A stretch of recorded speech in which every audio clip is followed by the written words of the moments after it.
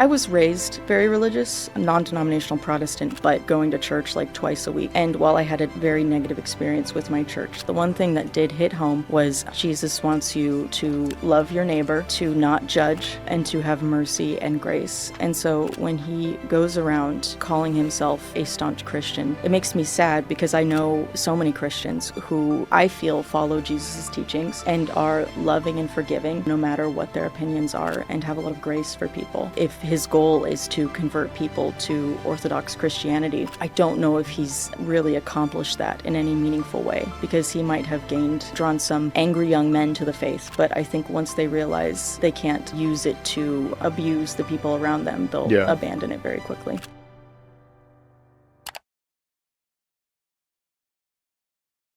Okay, guys, at Spotify Studios in Los Angeles, here with someone you've probably been seeing recently. We got Enemy Charlie here, coming off a really viral debate with Andrew Wilson. Thanks for coming. Yeah, thank you for having me. Did you expect this virality? No, not at all. I really thought, frankly, this was gonna get washed away. And not be anything for me, so I'm very shocked. Yeah, because you've debated him a few times before this one, right? Yeah, and nothing really came of those debates other than his followers harassing me. So I was like, yeah, this will probably another one of those. Which is, yeah. Yeah, because I saw you debated him virtually once, and then on whatever prior to this one, right? No, I did 2 online debates with him on Sarah the Raging Tomatoes platform. Yeah. And then whatever reached out to me and asked if I wanted to do a third with him. Got it. Mm-hmm. So were the 2 prior to this one about the same topic, or were they different?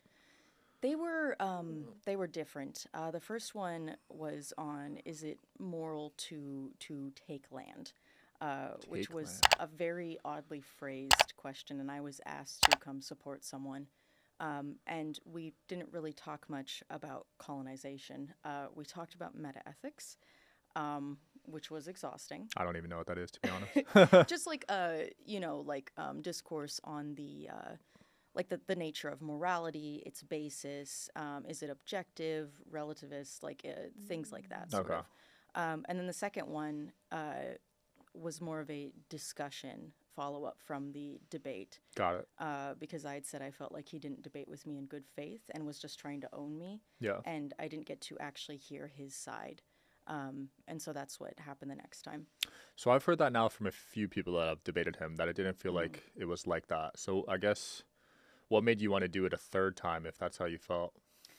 I mean, I almost didn't do it, just because I was like, gosh, this feels so pointless because I don't know if he's going to meet me in good faith, but because he was fairly good faith-ish the time before, I assumed that it could be an interesting conversation at the very least, where I was hoping to, learn more about his worldview and why he feels that feminism is bad for society. And what did you take away from that third one? I know there's those viral clips and whatnot, but was there anything substantive that you took away? No, which was really disappointing. Leading up to the clip, I had asked him, we debated for ages. 6 hours, right? Yeah, God. I mean, at the 4-hour mark, we were kind of winding down, and I said, okay, what do you think you could sell me, a life without feminism? Like me particularly, like how would my life be better? He did not do that. Basically, all he did was go, well, you say feminism is about freedom, but you liked the COVID pandemic lockdowns, so therefore you are authoritarian. And I was like, okay, well that's kind of a fallacious argument, and also was not an answer to the question. Mm-hmm. And I felt like he was mostly trying to clip farm in that moment. I did see that part of it. I was trying to connect the dots there, on that analogy he was making. You know what I mean? Yeah, I also was too, because I felt like, however you felt about the COVID pandemic, those were temporary measures. At the very most, like a year and a half, and they weren't even as strict as many other countries, and it was a health crisis.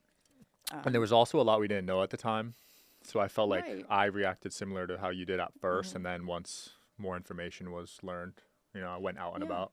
Yeah, same. That's what I did. I was, worried at first, like everyone else, because what's going on, and then I went, oh, okay, this is what we can do while doctors and scientists are working to make sure hospitals aren't overwhelmed. Yeah. How did you feel about Rachel Wilson calling in and joining? Was that pre-discussed or anything? No, that was kind of shocking and strange to me. So she had been putting in super chats the whole night before then, kind of saying nasty things about me, making fun of me. But I did not expect her to call in. Mostly what I felt like was I feel that shame was the motivator for her there. I feel like she was embarrassed, and she spent a lot of time justifying herself and her actions, which I didn't even judge her for. Because, Wilson never let me finish my point, but my whole point was that, I do not think it's immoral for a woman to have children with 3 different men. I think that that's fine. But, in a world without feminism, a society without feminism, women such as Rachel would face far more judgment than they already do. She would not have had access to no-fault divorce, child support. There wouldn't be the Violence Against Women Act, things like that. And never got to make that point. So just to be clear, I don't think it's immoral to have Andrew started popping off. I still don't know what sniz is. coochie. Okay. That's what everyone in the comments was like, what is that? I'd never heard that term before, and it was so weird because to clarify something, I'm not a lesbian. Oh, you're not? I'm not. Wait, so why do you say that? I am bisexual. Okay. I had just brought up during the debate, he had said something about women can't physically handle trade, and I said, well, one of my ex-girlfriends was 5'2" and 90 pounds, and she became a welder. So he just heard I had an ex-girlfriend, and I guess held on to that for 4 hours. Got it. Okay. Well, his military argument, I could see about how like men have to run for miles with backpacks, and heavy equipment. I could see that argument, but I didn't see the trade argument. Yeah, it was. Well, I was just trying to make the point is that like a lot of these things can be, any physical inequalities can be mitigated through technology, So that was I could see that too. Yeah, I could see that because war is heading towards that way, actually. Anyways. Yeah, very, very technological. And also, there's plenty of women in the military that are doing just fine. And also, I think that, while front lines is very important, so is, munitions and healthcare and things like that. Support roles are equally as important and sometimes just as deadly. Yeah, you're very interesting to me because after the debate, you went private on every social media account, right? Yeah, I privated my Twitter, or my X, I guess, because I know that X is very right-wing, and that's where I got most of the harassment before. But, the last time I debated Wilson, for 2 months, every day, his followers would spam comments on old things that I'd posted. Wow. So, yeah, I kind of limited comments on my Instagram to followers only, shut down my X, made sure that my Twitch was follower only because... Jeez. I just didn't want to deal with like the harassment, especially on Twitch. I didn't want my mods to have to do extra work, Like they already have to deal with trolls anyway. Yeah. Why make it a million times worse? It must be annoying because you want to, converse with these opposing views, but if you do, then you get flooded with these comments. Well, precisely, and that's kind of, that's why I wanted to, go on the podcast, is that I do have an interest in good faith discourse. I have a great need to understand people with different views, which is, frankly, after the first debate I had with Wilson, I did a ton of research on metaethics because I was trying to understand why he took such an issue with my stance. Yeah. And it does suck that when you have a dialogue with these people, what they're, what the audiences do is attack you. Yeah, that's not cool. I'm not a fan of that. Like, as someone that moderates debates, I would never want my opponent's fans to attack the other ones. Yeah, and there's only so much you can do to control an audience, but I don't know if Wilson's style of debate is necessarily conducive to that, because he tends to be more blood sports and personal, which is, I mean, frankly, why his reaction was so shocking to me. Yeah, I've never seen that side of him. I think that's why everyone was shocked too, because they've seen him debate Yeah. hundreds of people, and for him to react that way, I don't think it's been seen before. I don't know. I don't think it was necessarily anything about me, because people have brought up, his, kind of the schism between what he preaches, which is, kind of looking down on women who have any sort of past, making digs at single mothers, women who do sex work, women who, have premarital sex. And the fact that he is married to a woman who has a past like the women that he mocks. I did not expect him to freak out. I thought he would have had an answer. He did not. I wonder if it was just an accumulation of all the past digs people were giving him for that same issue. Because you're right, people have attacked him for that in the past, and it maybe just got to him that day. Maybe. I also think, I think he's also far more used to having, especially on that podcast, I think he maybe wasn't mentally prepared for someone who wasn't going to cry or rage quit. So I think he just had his guard down in a really significant way. You're right. Usually on those whatever shows, he's kind of, dominating in a sense of just these girls can't keep up with the conversation. Some of them, Yeah, he's usually very in control of the situation, which is, again, I think why so many people were so shook by what happened. Yeah.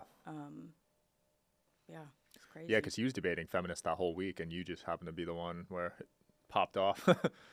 Yeah, it was really freaky, to be honest. You looked very shocked. Yeah, You were almost speechless the way it looked. Well, I just didn't expect him to.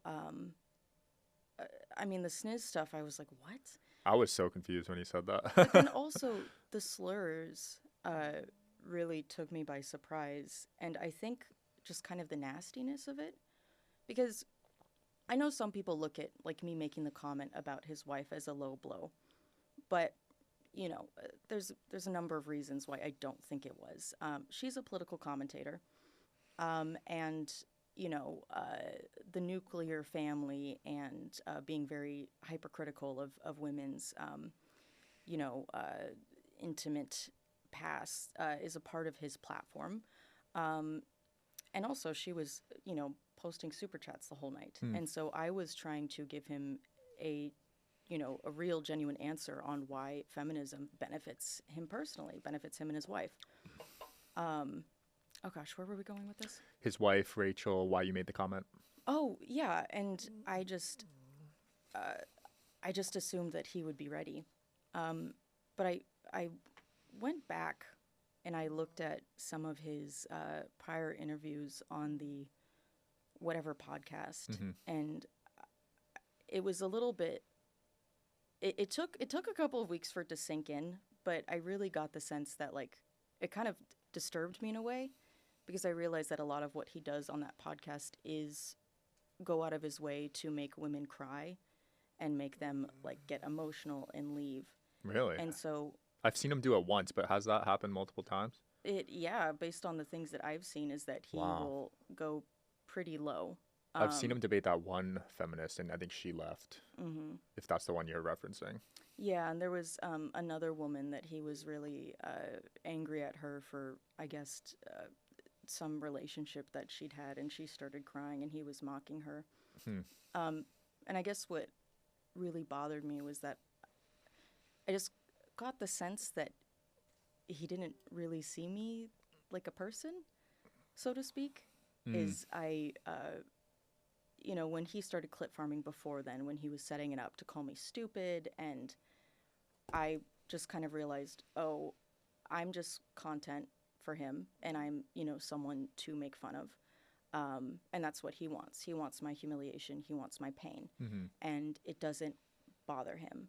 And I think when he started calling me slurs, that really hit home, because I was like, oh, he he wants me to hurt right now. Like, Damn. wow.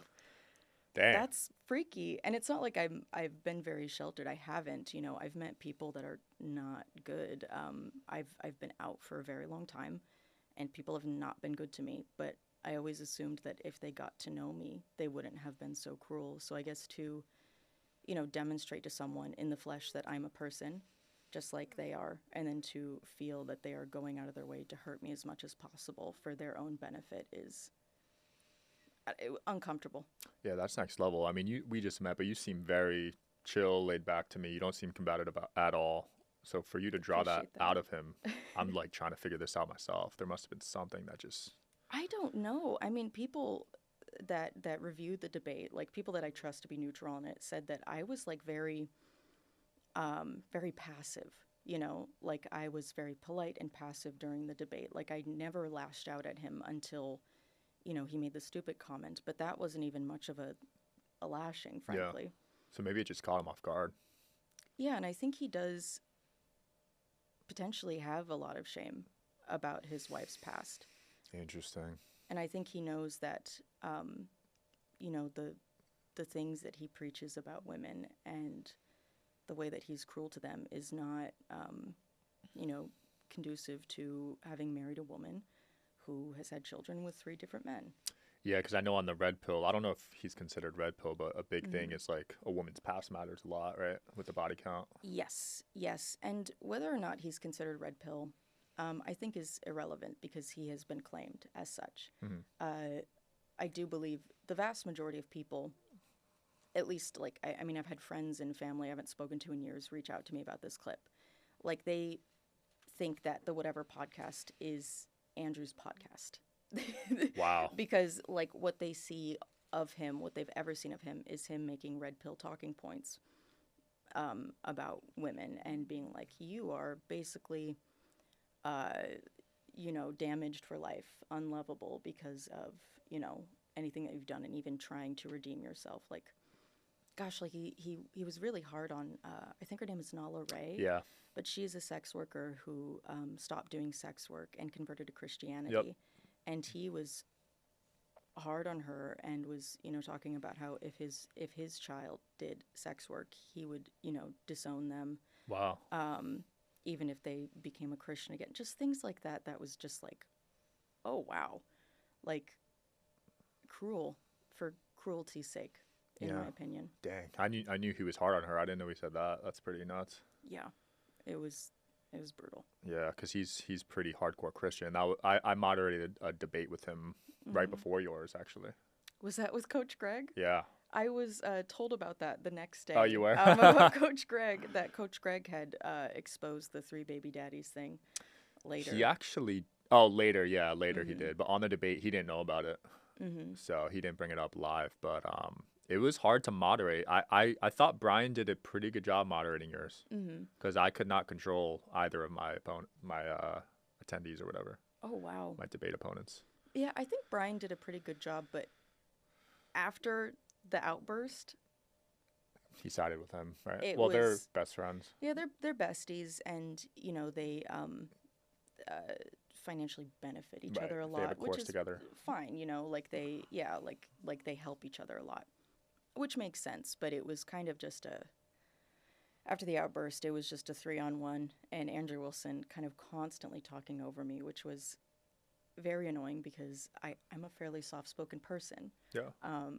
I don't like to yell. I could tell. Yeah. You think they'll ever invite you back, or do you think you would ever go back on that? I mean, never with Andrew Wilson. And it's not because I'm afraid of him, but I think I was really just taken aback by how much control he does not have over his emotions. It seems like he and his wife both really struggle to contain themselves, and especially because he's a, you know, chronic drinker and smoker. Like he was drinking the whole time that we were debating. Wow. And so that might have been why he... I also think so as well, potentially, because he kept having to step out for cigarettes, and Brian didn't have hard enough alcohol for him. And I was actually in my brain, I was like, is he having withdrawals right now? Like, is that Oh. because he's always smoking and drinking on his show? Like, and I don't really feel like it's, first off, I don't think it's fair to debate someone that is, I mean, I don't want to, make false claims, but to my eyes seems to be struggling with addiction. And also someone that's such a loose cannon. And it just seems, I don't know. Shout out to today's sponsor, Quince. As the weather cools, I'm swapping in the pieces that actually gets the job done, that are warm, durable, and built to last. Quince delivers every time with wardrobe staples that'll carry you through the season. They have fall staples that you'll actually want to wear, like the 100% Mongolian cashmere for just $60. They also got classic fit denim and real leather and wool outerwear that looks sharp and holds up. By partnering directly with ethical factories and top artisans, Quince cuts out the middleman to deliver premium quality at half the cost of similar brands. They've really become a go-to across the board. You guys know how I love linen and how I've talked about it on previous episodes. I picked up some linen pants and they feel incredible. The quality is definitely noticeable compared to other brands. Layer up this fall with pieces that feel as good as they look. Go to quince.com/DSH for free shipping on your order and 365-day returns. They're also available in Canada too.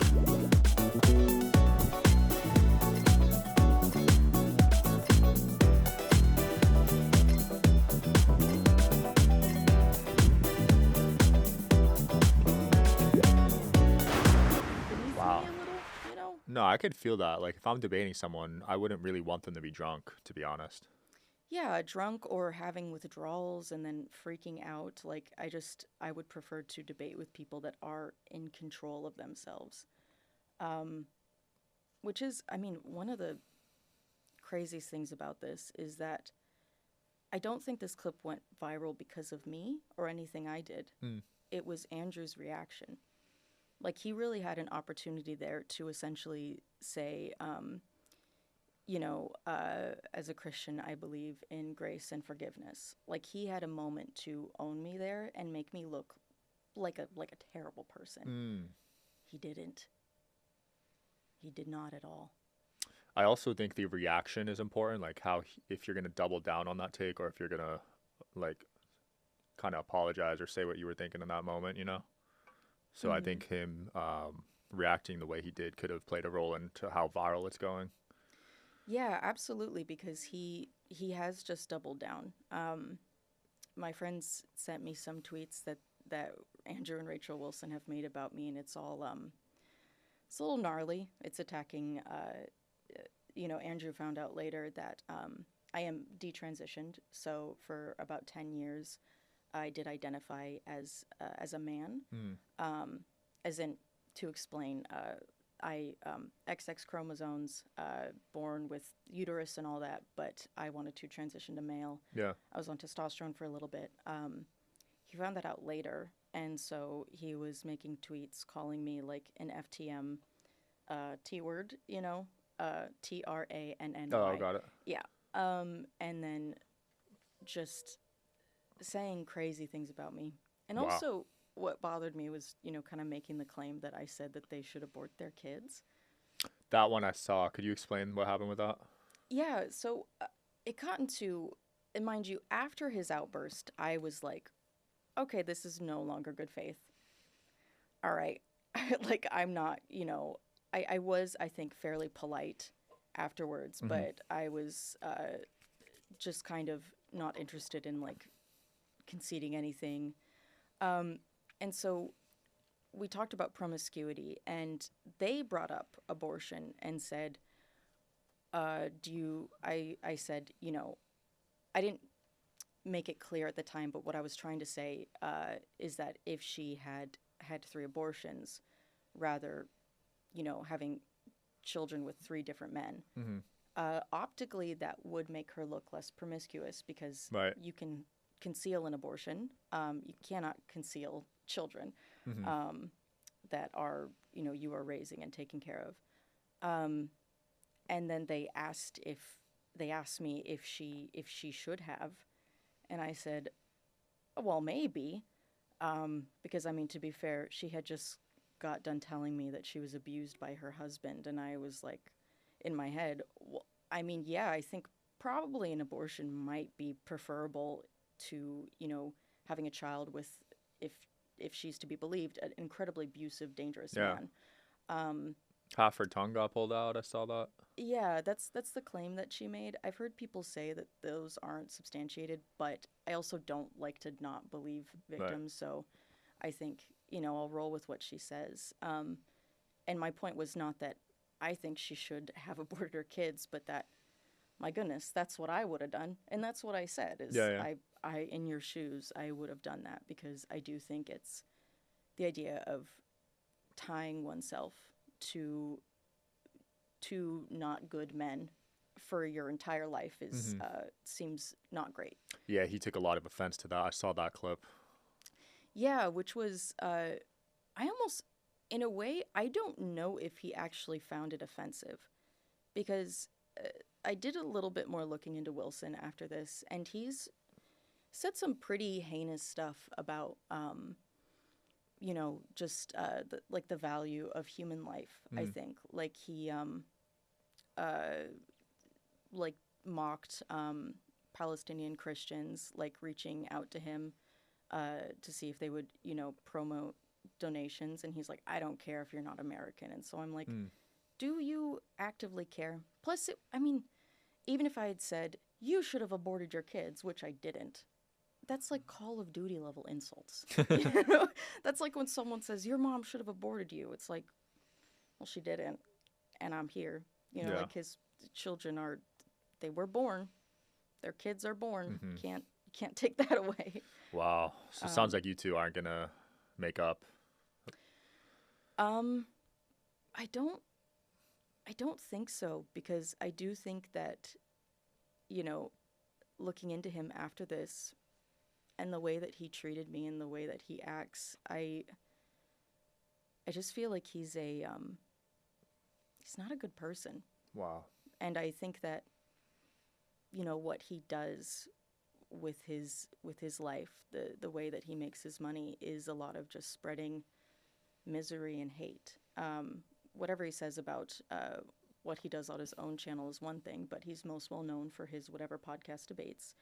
And those are essentially just about, making women feel bad about themselves.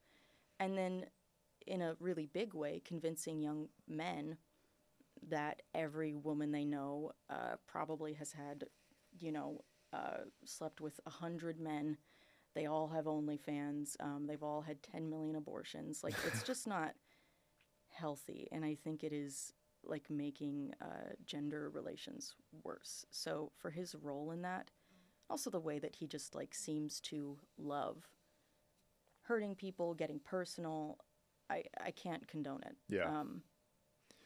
Do you think the red pill movement, whether he's part of it or not, just like the ideology of it, has done more damage to men overall? I think so, yeah, because I would say, while it's, like, it attacks women all the time, I think that ultimately, at the end of the day, what happens is that men begin to distance themselves from women. They cut themselves off from friendships, potential relationships. I think it makes them lonelier, angrier, more, mistrustful. And I don't like it. I don't think it's good. And I think, frankly, that's why I would say, I think the red pill is on its way out. I would say statistically it's lost some movement for sure, because I think the peak was probably the pandemic for it. They were getting a lot of views on that sort of content. I don't see it as much as I used to. No, I don't either, and I think it's because a lot of the participants have been exposed as grifters, such as, I would say Andrew and Rachel Wilson. They don't practice what they preach. And I think that that's a huge part of it. And it also doesn't work. Like, red pill ideology does not increase someone's happiness. Like, it just, again, like I said, makes people miserable and lonely. And yeah. Only time will tell, I guess. The stats will come out over time on how it's affected society, right? But it's looking pretty bad, I'd say, at the moment. Yeah, I mean, people in my generation, Gen Z, presumably yours as well. I'm 28, so whatever that is. I 28. might be a millennial. I'm also 28. I don't know if we're Gen Z or millennials either. Every site says a different thing, but whatever. I know what you mean. You know, zillennials, if Yeah. you will. It's like, you know, people our age are having less intimate relations than Yep. ever than preceding generations. They're lonelier. There's a greater schism in political ideology between men and women. And I hate it. And the worst part is that I don't think these people believe it at all. They're just making money off these people, you know? Yeah, I think that goes for many topics when you are a social media content creator because inherently you're relying on views to get money, right? So you're gonna Yeah. say a bunch of crazy stuff because that gets views. And yeah, it does. And that's something that I hate because, I mean, you really have to, I guess, work that out in yourself. Like, do I compromise my ethics to make more money?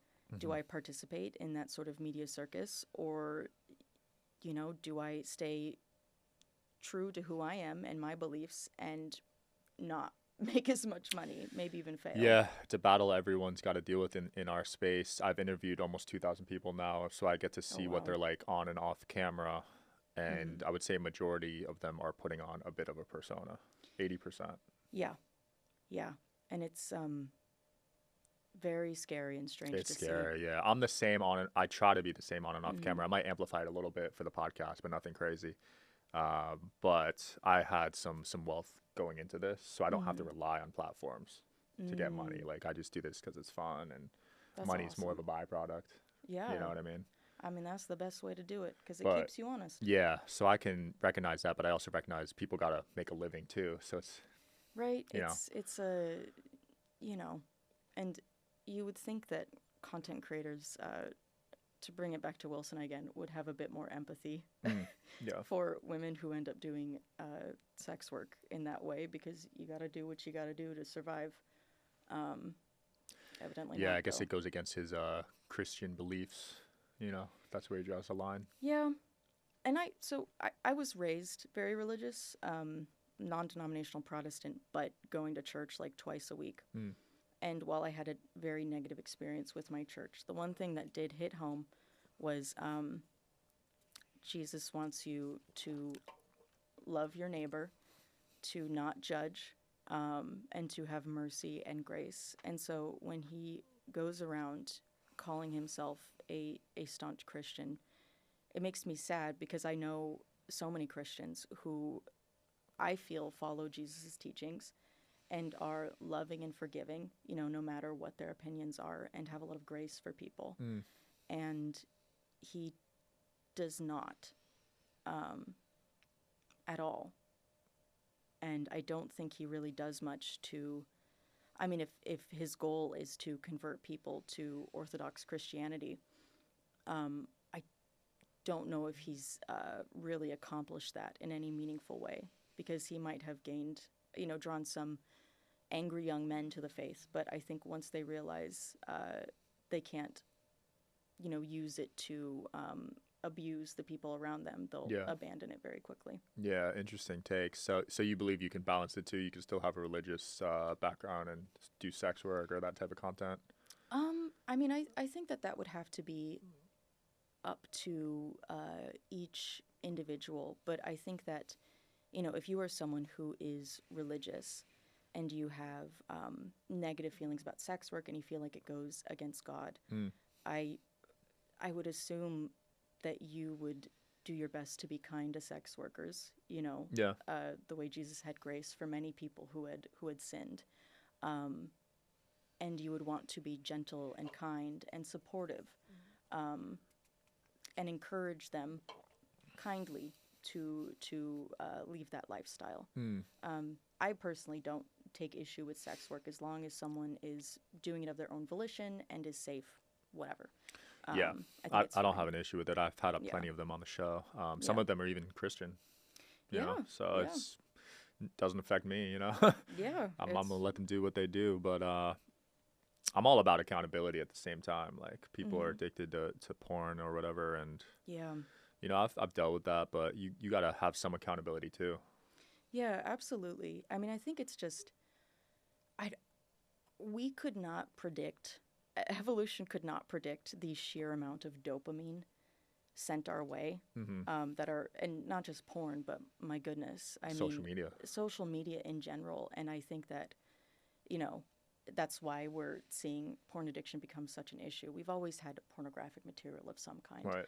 but never It's such accessible. access to it. Yes, so that people become like numb to it. It's crazy. And yeah, I do think we have to find some way to handle that. But I don't think punishing sex workers is the way to go about it. Yeah, I feel like even if they federally ban porn, people are going to find a workaround. Oh, yeah, of You know? course. I mean, gosh, like, you know, I grew up on the internet when it was the wild, wild west. Yeah, and Pirate you Bay, could- right? Yeah. Those are the days. Yeah, you could find crazy stuff if you looked for it and Yeah. knew how to, so. Yeah, it's not that hard. And we're all so tech savvy, our generation, that because it's already banned in some states if you Oh, go yeah. on. But they just get VPNs. Yeah, you know? VPN or a different site. It's banning Yeah. stuff seems to never really work. You know, No. I know Andrew and some other people want an abortion ban, but I don't think that would work either. No, I don't, and I don't think it would work at all. And we're seeing that in states where abortion has been banned, while the you know, the rates of abortion in those states go down, in surrounding states they go up. Abortion bans also don't really do anything to increase the population, so it's kind of useless. I think that abortion bans would just, I don't know, would just create a very profitable illegal drug trade. Yeah, people are still going to do them, right? Oh, yeah, of course. It'd be like banning guns. People are still going to buy guns. They're still going to have The war on guns. drugs made the drug problem worse. Mm-hmm. Way worse. Absolutely. So how would that work for anything? It would not at all. I also just think it can be so hard sometimes to talk to people who have such a strong moral distaste for abortion, because I just view it as a very, I guess in a very medical, practical way. And also knowing the history of abortion, where for, you know, many periods throughout history, it was like, I mean, Augustine of Hippo, who's a very, very early Christian thinker, was like, it's fine until it kicks, then it's alive. Yeah, So third it has a trimester, right? soul. Yeah, like things like that. So to have it be such an issue now is so strange to me. Yeah, I still remember debates as a kid seeing them on the news about abortion. I can't believe 10 years later it's still this talked about. It's nuts. It's crazy. And also, I mean, I hadn't thought about this until a couple years ago. But if I was able to get someone pregnant, I would want abortion to be legal. I mean, the idea of being, you know, without any control over it, like someone having my child, terrifying. Right. Terrifying before I'm ready to take responsibility. So I don't understand the wave of young men that are so against abortion, because isn't it great that you don't have to be a father unwillingly? I you mean, know? most people cannot afford a kid. No. Just having a kid, the average pregnancy is $18,000 to give birth right now. God damn. And that's just the start. Then you got to, Childcare, yeah. healthcare costs, school costs. I mean, and it's just going up and up and up. And so this is just going to make poor people poorer. Yeah, I didn't know young men were. I'd love to see the stats on that. I thought it'd be mainly women opposing it.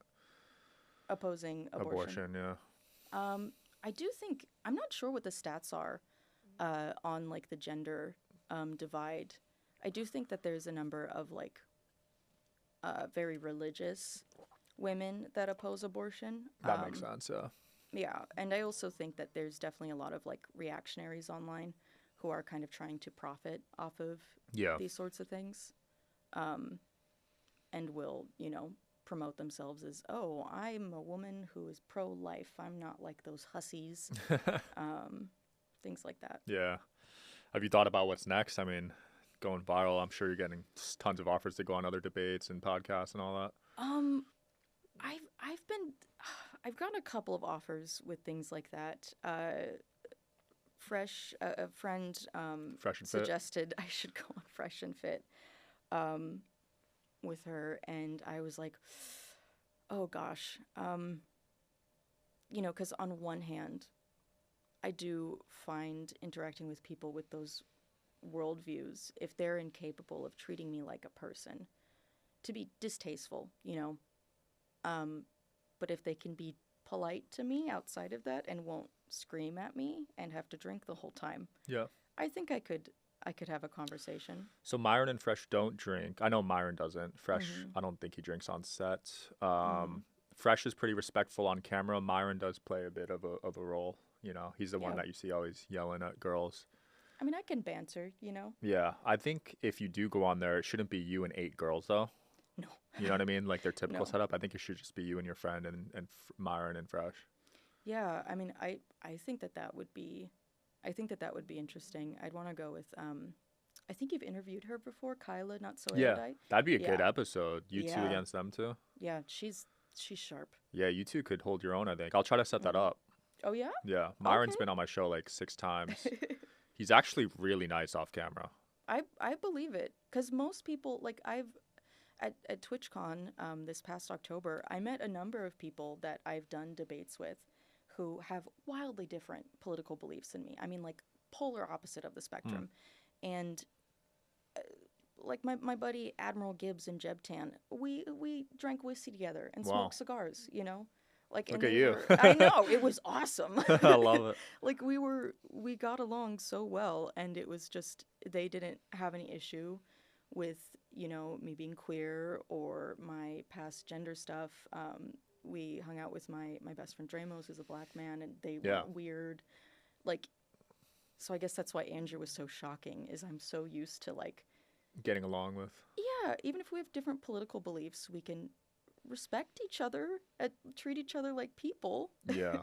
Wow, that's surprising because he told me he does hours of research before he debates. He didn't know about your past going into that debate.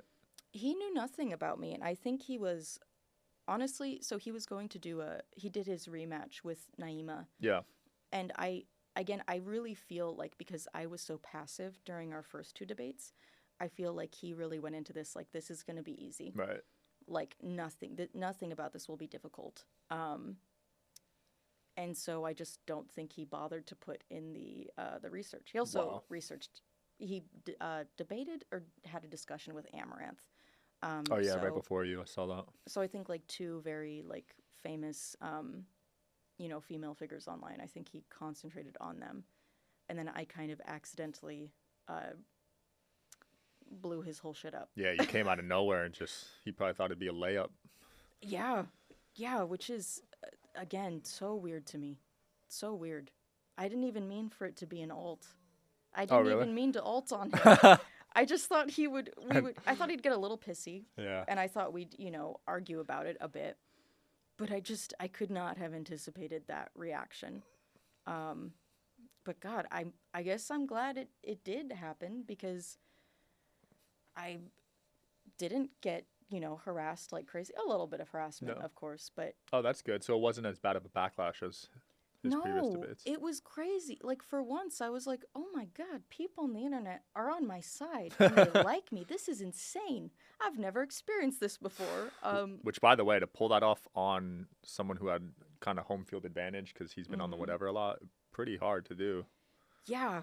So well done. And this is where I'm like, God, I feel like I'm going to be very disappointing in the future, because I only saw that in a Twitter thread when I think his wife or he was arguing with someone online, and I saw the 3 baby daddies thing, and I was like, oh, that's interesting.